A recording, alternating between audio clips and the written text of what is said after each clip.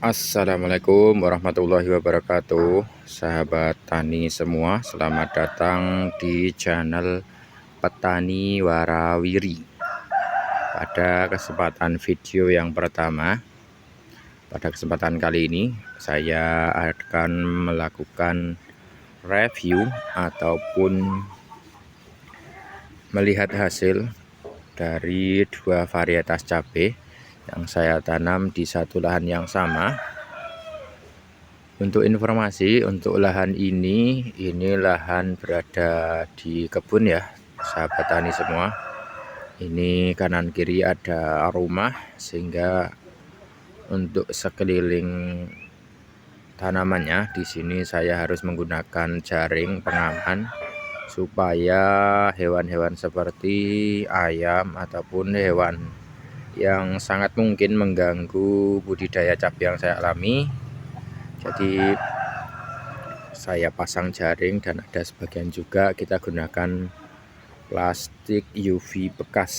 Nah, di sini saya akan mereview dua varietas cabai. Yang pertama varietas tipe ori. Untuk varietasnya di sini saya menanam cabai Saka Gen 2 dari Habanero. Untuk reviewnya sendiri, pada kesempatan video ini saya akan mereview kondisi tanamannya, dari kondisi batang, bunga, dan apa saja yang saya alami sampai di usianya ini sudah 65 HST ya, sahabat tani semua. Ya, kita mulai yang pertama, yaitu cabai Saka Gen 2 dari Habanero. Untuk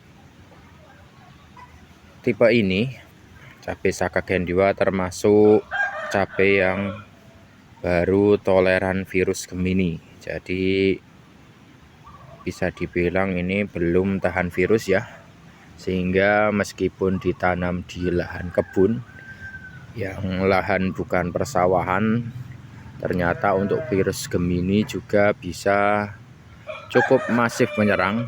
Dan untuk serangannya sangat intens ataupun bisa dibilang sangat cepat setelah masa fase vegetatif berakhir, sehingga setelah pecah cabang, virus Gemini di sini cukup cepat penyebarannya. Bahkan bisa dibilang yang awalnya hanya 1-2%, ini sampai usia 65 HST untuk cabai Saka Gen 2 yang terserang virus Gemini sudah mencapai mungkin di kisaran 30-40%. Nah, seperti ini kondisi cabai yang terserang virus Gemini ya. Untuk pola penanaman di sini saya gunakan 2 baris, dan untuk tiap lubang tanamnya di sini saya tanam secara bergantian. Ini yang satu lubang diisi 2 tanaman. Nah, seperti ini kondisinya. Buah-buah untuk yang sudah maksimal biasanya sudah nyantel, buahnya sudah jadi, ini tinggal menunggu merah. Nah, ini untuk yang satu lubang isi 2 tanaman. Lalu ada juga yang satu lubang saya isi 1 tanaman seperti ini.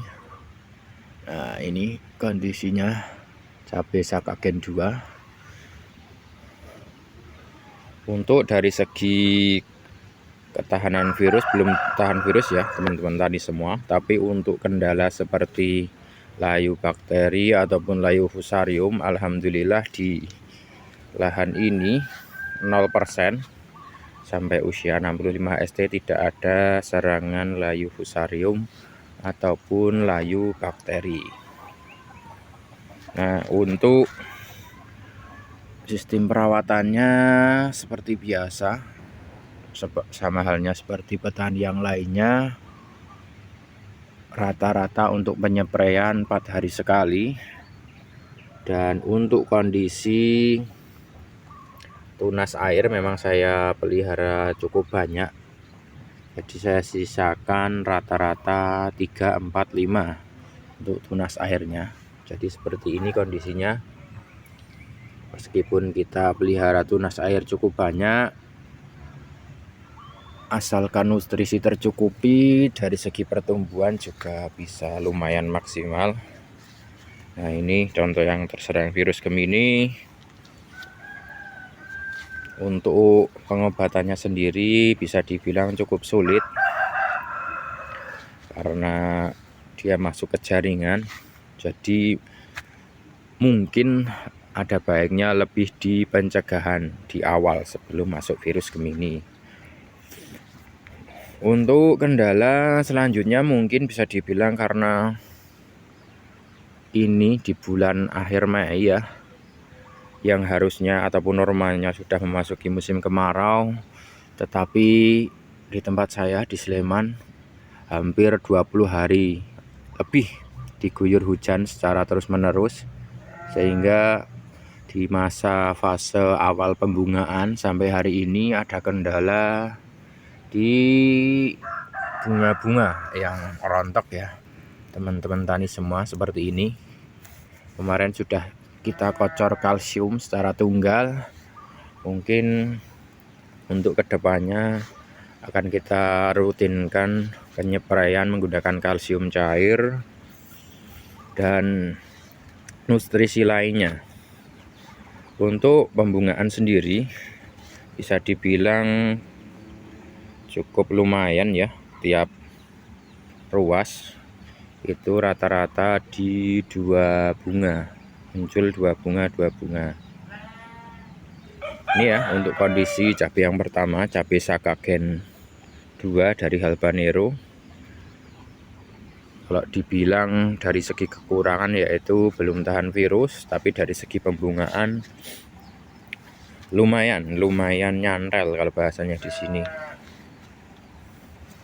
Nah, ini contoh yang terserang virus Gemini. Dulu ini sampai awal pecah cabang tidak ada virus, tapi setelah pecah cabang dan mulai masuk ke fase pembungaan, virus Gemini bisa dibilang cukup masif serangannya. Lalu untuk varietas yang kedua, di sini saya juga menanam cabai rawit, tapi untuk varietasnya sendiri yaitu varietas Drontavi dari Mitra Merdeka Tani. Kita lihat nanti tanamannya seperti apa ya, seperti ini ya teman-teman tani semua. Untuk cabai Drontavi dari MMT, dari keunggulan untuk varietas Drontavi sendiri, dia sudah termasuk Tavi ataupun tahan virus, sehingga dari kurang lebih 100 pohon, 100-an lebih ya, tidak ada sama sekali virus Gemini yang menyerang. Ya, ini memang keunggulan dari varietas yang sudah tahan virus. Biasanya untuk kendala virus Gemini bisa dibilang 0%. Dan untuk ketahanan layunya sendiri bisa dibilang juga cukup maksimal, karena mungkin ini di lahan yang baru dan ini lahan perkebunan ya, bukan lahan sawah, sehingga meskipun diguyur hujan tiap hari, untuk kondisi tanahnya sendiri tidak ada genangan. Jadi selepas hujan reda, keunggulan menanam cabai di kebun yaitu untuk kondisi tanah tidak tergenang.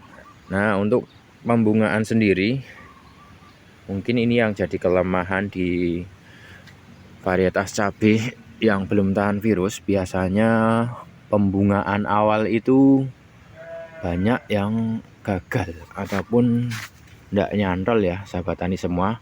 Mungkin karena dari segi perawatan kita telat masuk di unsur kalsium, jadi bisa dibilang seperti ini ya, cabang-cabang awal sampai 2-3 itu bunganya mudah sekali rontok. Jadi harus kita cermat, harus ekstra pemberian kalsium dari awal masa vegetatif berakhir. Nah, ini untuk yang bule masih sama, ini cabai Sakagen 2 ya. Karena ini untuk drone tafinya sendiri dia terbilang cuma sedikit yang saya tanam, hanya sekitar 2 bedeng lebih.